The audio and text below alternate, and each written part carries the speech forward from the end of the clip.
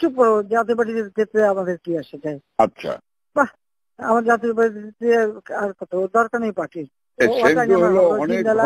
না না, ওই যে জিন্না লাশ আমি বলে দিচ্ছি, যেটা ডিস্টার্বিং এলিমেন্ট বলো, আমি এবার একটা থাকবো না, সব চাপা করবো। না না, ওই যে জিন্না লাশ যেটা ডিস্টার্বিং এলিমেন্ট বলো, আমি এবার একটা থাকবো না, সব চাপা করবো। জি আপা, একদম এবার ছাইকা ফেলতে হবে আপা।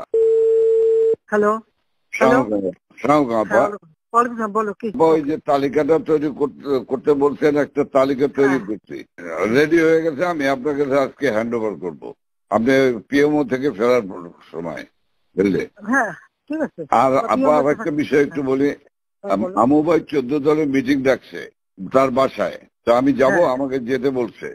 যাবা? আচ্ছা যাও।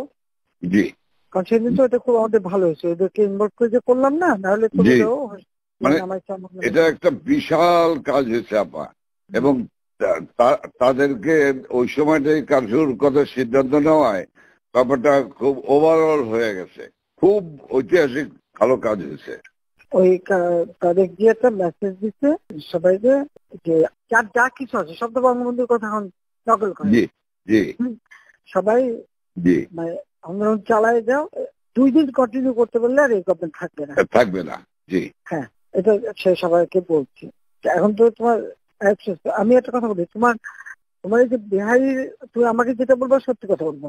জি, তোমার ওই মোহাম্মদপুরে যে বিহারি পড়ছিল, ওদের ভূমিকাটা কি? ওদের ভূমিকা ভালো আপা, শুধু এখানে সেন্ট্রাল কমিশনার আছে একটা, এই যে কালপিট জাতীয় পার্টির, হ্যাঁ ও একটা কালপিট, ওর সঙ্গে কয়েকটা ছেলে আছে জাতীয় পার্টির সঙ্গে, ও তো ওই এলাকার কাউন্সিলর, ওর কাছ থেকে বেনিফিট নেয়। এই ছেলে, এই গুটি কয়েক ছেলে, ধরেন 15-20টা ছেলে, তারা সব আমাদের পক্ষে। আজকে তাহলে ওরা পিক আপ করতে হবে। সেটা হলো সমস্ত রুট, মানে রুট অফ অল ইভিল, তাহলে ওইটাকে ধরাবো, ওটাকে ধরবে। আর এছাড়া আমার মোহাম্মদপুরের সব ঠিক আছে, শুধু পল্লবীটা ডিস্টার্ব। আজকে ওরা সব ক্যাম্পে নিয়ে পল্লবী সব নিয়ে মিটিং করতেছে। ওই নাসিমানির ছেলে হারুন, ও চলে আসছে রংপুর থেকে, ও চলে আসছে, ও মিটিং করতেছে। আজকে আইসা ও স্টেটমেন্ট করবে একটা। আমি বলছি তোমরা স্টেটমেন্ট করো, ঠিক আছে।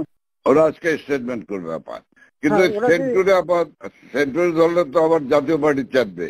চুপ করো, জাতীয় পার্টির ক্ষেত্রে আমাদের কি আসে যায়? আচ্ছা, বাহ, আমার জাতীয় পার্টিতে আর কত দরকার নেই পার্টির। না না, ওই যে জিন্না লাশ আমি বলে দিচ্ছি, যেটা ডিস্টার্বিং এলিমেন্ট বলো, আমি এবার একটা থাকবো না, সব চাপা করবো। জি আপা, একদম এবার ছাইকা ফেলতে হবে আপা। আমি তো বলছি ওই যে কুইল বস্তিতে সবগুলি যে ওখানে ঠুসে ওখানে থাকে, তোমার এই বিহারি বস্তিতে থাকে, আবার কিছুই নেই, সব জায়গায় একটু সার্চ করো। জি আপা, সার্চ করা। জি আপা, ব্লক রেড করতে হবে, চিরুনি অভিযান, সেটাই চলতেছে এখন, সেটা চলতেছে, কিন্তু সেই সাথে জি আপা বাঁচতে যেমন চিন্তি, বাবরে বাবা। আর আমি ওইটা খবর দিয়ে আজমের কাছে খবর নিয়ে আমি আপনাকে জানাচ্ছি। শব্দ ডিস্ট্রিক্টে নাই, হ্যাঁ তুমি আমাকে ওইটা জানাও, ওইটা খুব দরকার। হ্যাঁ জি আপা। আচ্ছা জি আপা, ওই আজকে কি ঢাকায় সব জায়গায় মিছিল, কারফিউ শিথিলের সময় মিছিল করার নির্দেশ দিচ্ছেন? না, মিছিল না, যদি ওরা নামে টামে আমাদেরও প্রেজেন্সটা থাকা দরকার ওইভাবে। জি, কিন্তু মিছিল কি করবে? না না না না না, মিছিল করবে না। তাহলে মহানগর থেকে নির্দেশ দিয়ে দিয়েছে সব ওয়ার্ডে সব জায়গায় মিছিল করার জন্য, তাহলে এটা বন্ধ করাই না। ওদেরকে কে বলছে মিছিল করতে? ওদেরকে মহানগর থেকে বলছে। মহানগর কে বলছে? তো মহানগরে কেউ না কেউ বলছে তো। জি জি, সেটা একটু জিজ্ঞেস করো তো। জি, আমি জিজ্ঞাসা করছি, আমাকে মোহাম্মদপুর থেকে ফোন করলো, মোহাম্মদপুর আদাবর থেকে, যে আমাদের মিছিল করা অর্ডার করছে। উত্তর থেকে ভোলার কাদের ফোন করছে, ভোলার কাদের তো একটা মিথ্যে কথা, ওর কথা কই না তো, ও খালি। জি আপা, জি আপা, ওটাই তাই না, ও সবসময় কিন্তু মিথ্যে কথা কয়। আপা তাহলে আমি একটু খবর নিয়ে আমি মির্জা আলমকে জিজ্ঞাসা করি। হ্যাঁ, মির্জা কে বলছে, যদি ইন্টেলিজেন্স বা এদের থেকে বলা হয় করতে পারে যে আমাদের প্রেজেন্সটা থাকলে ওরা নামতে সাহস পাবে না, এটা সাপোর্ট হবে। জি, এটা হতে পারে, বাট তাহলে তোমার একটু জিজ্ঞেস করে নিতে হবে। আমি ওদেরকে হেল্প করার জন্য হতে পারে, কিন্তু মির্জা আজমকে জিজ্ঞেস করে যে মির্জা আজমকে কে বলছে, ওরা জিজ্ঞেস করে আমার জানাও। আমি জানছি।